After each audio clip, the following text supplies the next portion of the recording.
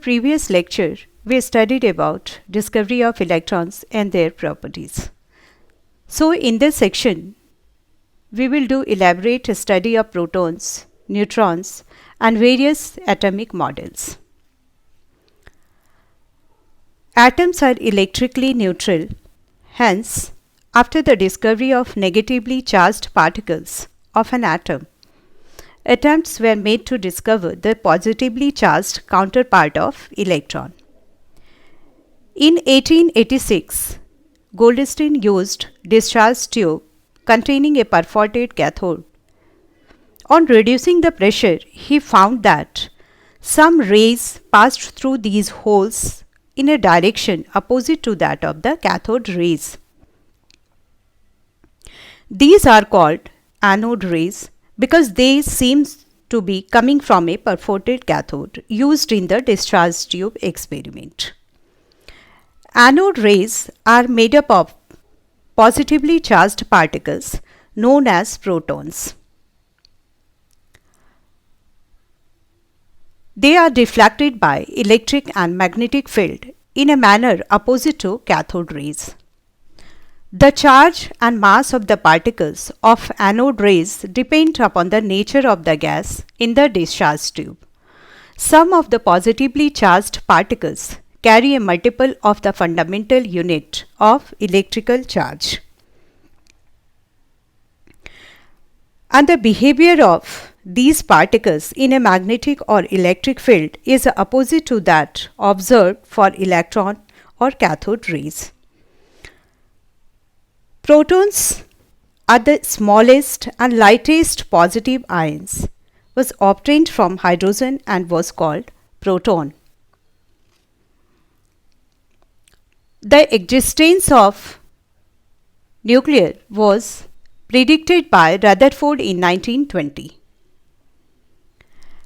Chadwick in 1932, while bombarding the element beryllium with alpha particles, observed a particle of great penetrating power which was unaffected by magnetic and electric field. It was found to have the same mass as the proton. With the discovery of neutron, the idea that the nucleus consisted of proton and electron was discarded, and it was suggested that the nucleus is built up out of protons and neutrons.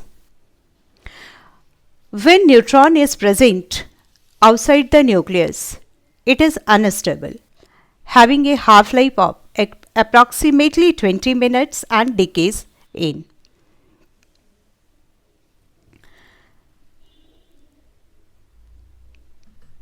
Recently, it has been found that when the neutron is placed in a magnetic field, it gets aligned itself just like a small magnet. It is also deflected when passed through magnetized iron. Coming to the next slide, the study of electrical phenomenon in gases led to the historical conclusion that atom is divisible and made up of electrons and positive residue or proton. In 1904, Thomson postulated the structure for the atom. According to Thomson, an atom is a sphere of positive charge with a number of electrons distributed within the sphere, and the repulsion between electrons was balanced by attraction towards the center of a sphere. He also explained the observed spectra of elements by assuming that electrons in an atom were not at rest, but were vibrating about their equilibrium position. Thus, a vibrating electron would emit electromagnetic radiation having the same frequency as that of vibrating electrons.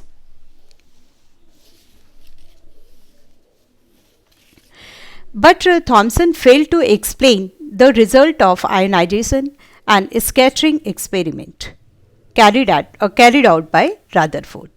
He could not explain the spectral lines obtained even in the simplest cases.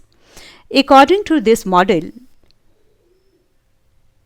One spectral line is possible for hydrogen atom in ultraviolet region, but several lines for hydrogen atom are experimentally observed.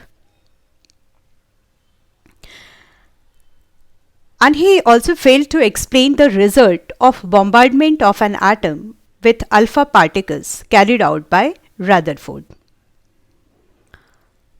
Rutherford bombarded a thin gold foil with alpha particles, atom of helium nuclei or doubly charged helium ion, and observed that while most of the alpha particles passed through the foil undeflected, some were deflected from the path and a very 1 in 20,000 were reflected back. These observations made Rutherford to postulate that as most of the alpha particles passed straight or undeflected, most of the space in an atom is empty. Some were deflected due to weak nearby repulsion, and a very few were reflected back, suggesting the mass and positive charge of the atom concentrated in a small region at the center of the atom. On the basis of his experiment, Rutherford in 1911 put forward the suggestions that the atom consists of a minute but massive or heavy positively charged body called the nucleus.